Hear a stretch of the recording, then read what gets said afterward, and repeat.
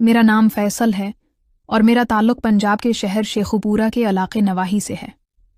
वालिद साहब की नौकरी इस्लामाबाद में लग गई तो सारा ख़ानदान वहाँ मुंतकिल हो गया। ये वाक़यात इस वक्त के हैं जब मैं 12वीं जमात के इम्तिहानात देकर फ़ारिग हुआ था। दोस्तों के साथ घूमना फिरना और इंटरनेट पर वक्त गुजारना ही मेरा मुशगला था। एक दिन मैंने अपने आबाई घर जाने का फ़ैसला किया। वहाँ मेरी दादी, 2 चचा और उनके ख़ानदान वाले रहते थे। बड़े चचा, जो सरकारी मुलाजिम थे, अब इस दुनिया में नहीं थे। उनके 2 बच्चे थे, एक 15 साल का बेटा और 16 साल की बेटी। छोटे चचा की शादी नहीं हुई थी और वो भी सरकारी नौकरी करते थे। जब मैं शाम को वहाँ पहुँचा तो सख्त गर्मी थी। जून का महीना था। मुझे देखकर सब खुश हुए। सबने मिलकर खाना खाया और सोने की तैयारी शुरू हुई। गांव का दस्तूर था कि लोग खुले सहन या छत पर सोए करते थे। छोटे चचा और बड़े चचा का बेटा नीचे अपने कमरे में सोते थे। वैसे भी चचा के बेटे को रात देर तक टीवी देखने का शौक था। चची ने छत पर मेरी भी चारपाई बिछा दी थी। सफ़र की थकावट से मैं चारपाई पर लेटते ही सो गया। रात के किसी पहर प्यास और गर्मी की वजह से मेरी आंख खुल गई। पास वाली चारपाई पर चची सोई हुई थी, लेकिन जब मैंने देखा तो वो चारपाई खाली थी। मैंने सोचा शायद वो बाथरूम गई हूं या पानी पीने गई हूं। मैं चारपाई से उठा और छत पर बने कमरे की तरफ चल पड़ा जहां पानी का कूलर रखा था। जब मैं कमरे के दरवाजे पर पहुंचा तो दरवाज़ा बंद था। दरवाजे के नीचे से हल्की सी रोशनी आ रही थी। मैं हैरान हुआ कि अगर चची पानी पीने आई हैं तो दरवाज़ा बंद करके क्यों पानी पी रही हैं, और अगर वो अंदर नहीं हैं तो फिर ये रोशनी किस चीज़ की है। मैंने दरवाजे को हल्का सा धक्का दिया तो वो अंदर से बंद था। इसी लम्हे मुझे अंदर से किसी के कदमों की आवाज़ आई। मैंने जल्दी से इर्द-गिर्द देखा। कमरे के साथ बाहर की तरफ एक डब्बा नज़र आया जिसके पीछे 2-3 फुट जगह खाली थी। मैं जल्दी से वहां जाकर छिप गया। कुछ ही मिनट बाद दरवाज़ा खुलने की आवाज़ आई और कोई बाहर निकला। वो इधर उधर देखकर सीधा डब्बे के साथ बनी कियारी की तरफ आया।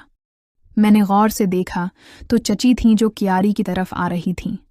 मैं कियारी के साथ बने डब्बे के पीछे बैठा ये मंजर देख रहा था।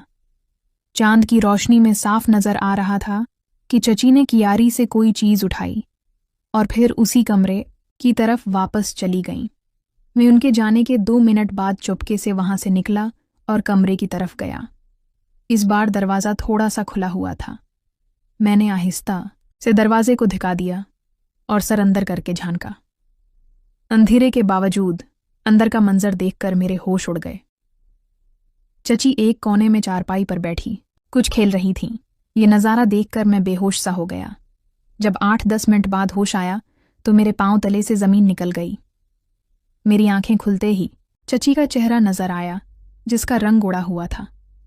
उनकी नज़रें मेरे चेहरे पर थीं। मैं खौफ और शर्मिंदगी में डूबा हुआ था कि चची की आवाज़ मेरे कानों तक पहुंची। तुम यहाँ क्या कर रहे हो? मैं बग़ैर उनकी तरफ देखे तेज़ी से सीढ़ियाँ उतरा और नीचे कमरे में जाकर अंदर से ताला लगा लिया। खौफ और शर्मिंदगी के मारे में सोचने लगा कि अब आगे क्या होगा। मैं चची का सामना कैसे करूँगा? अगर उन्होंने किसी को बता दिया तो वालिद साहब और ख़ास कर छोटे चचा के बारे में सोचकर ही मैं डर रहा था। छोटे चचा सख्त तबीयत के मालिक थे और मैंने बचपन में उनसे कई बार मार खाई थी। मैं घंटों तक वहीं बैठा रहा, फिर हिम्मत करके उठा, हाथ मुना धविया और दब्बे पांव चलता हुआ छत पर आया। पहले चची की चारपाई देखी तो वो दूसरी तरफ मुना करके लेटी हुई थीं। मैं चुपके से अपनी चारपाई पर लेट गया और सुबह का इंतज़ार करने लगा। न जाने कब आंख लग गई और मैं सो गया। सुबह 8 बजे चची की बेटी ने मुझे जगाया कि दादी और अम्मी नीचे नाश्ते के लिए बुला रही हैं। मैं आंखें मिलता हुआ उठा और सीधा बाथरूम में गया। नहा धोकर नाश्ते के लिए सबके साथ बैठ गया। दादी और बच्चे नाश्ता कर रहे थे। छोटे चचा अखबार पढ़ रहे थे और साथ साथ नाश्ता भी कर रहे थे। चची किचन से चीज़ें लाकर नाश्ता लगा रही थी। मैं चोरी चोरी चची की तरफ देख रहा था। जब नाश्ता लग गया तो चची भी आकर नाश्ता करने लगे। जब मेरी और चची की नज़रें मिलें तो हम दोनों ने नजरें चरा लें। हम एक दूसरे से नजरें नहीं मिला पा रहे थे। मैं बार बार चची की तरफ देख रहा था। अचानक चची ने मुझे गुस्से से देखा तो मैं डर गया और मुन्ना नीचे करके नाश्ता करने लगा। दिल में अजीब सा खौफ था कि अगर चची ने नाश्ते के बाद चचा को बता दिया तो मेरी खैर नहीं है। इसी सोच में नवाला हलक से मुश्किल से उतर रहा था। मैं सोचों में गुम था कि चचा बोले, बच्चों बैग उठा लो, स्कूल जाने का वक्त हो गया है। और मुझसे कहा, बेटा शाम को ड्यूटी के बाद तुमसे बात करेंगे। मैंने सिर्फ जी चचा कहा। वो चंद मिनट बाद बच्चों के साथ चले गए। दादी अपने कमरे में चली गईं और चची ने बर्तन उठा कर किचन में रखने शुरू कर दिए। मैं भी चुपके से उठा और टीवी वाले कमरे में बैठकर टीवी देखने लगा। टीवी में दिल नहीं लग रहा था। बार बार एक ही बात दिमाग में आ रही थी कि अब तक चची ने चचा को रात वाली बात नहीं बताई है, लेकिन वो किसी भी वक्त बता सकती हैं। किचन से चची के बर्तन धोने की आवाज़ आ रही थी। फिर कुछ देर बाद मैंने देखा कि चची पूरे घर में झाड़ू दे रही हैं, पहले सहन में, फिर बाकी कमरों में। जब वो टीवी वाले कमरे में आए तो मुझे थोड़े से रखे हुए अंदाज में बोले, बाहर जाओ, मुझे कमरा साफ करने दो। सफाई के बाद बैठकर टीवी देख लेना। मैं खामोशी से उठा और बाहर सहन में बड़ी हुई चारपाई पर आकर बैठ गया। फिर कुछ देर बाद मैंने देखा चची टीवी वाले कमरे से सफाई करके अपने कमरे में चली गईं। मैं फिर टीवी वाले कमरे में आकर बैठ गया और टीवी लगा लिया, लेकिन दिमाग कहीं और था। थोड़ी देर बाद कमरे की खिड़की से देखा कि चची अपने कमरे से निकलकर दूसरे कमरे की तरफ जा रही हैं। कमरे में दाखिल होकर अंदर से दरवाज़ा बंद होने की आवाज़ आई। मेरे दिमाग में फिर शैतान ने दस्तक दी और मैं रात वाले वाक़ये के बारे में सोचने लगा। अचानक मैं वहाँ से उठा और उस कमरे की तरफ चलने लगा। कमरे के दरवाजे के पास पहुंचकर मैं अंदर देखने की कोशिश करने लगा, लेकिन दरवाज़ा लोहे का बना हुआ था और उसमें कोई ऐसी जगह नहीं थी जहां से अंदर देखा जा सके। अंदर देखने के लिए जगह तलाश कर रहा था।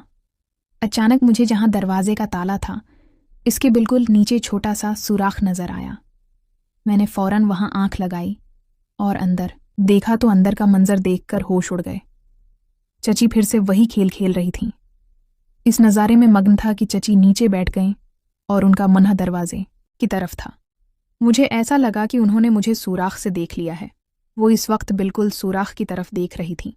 मेरी तो इस वक्त फटे चार होकर हाथ में आ गए और मैं वहां से भागता हुआ दादी के साथ वाले कमरे में जाकर दरवाज़ा बंद करके बैठा। खौफ से पागल होने लगा और सोचने लगा कि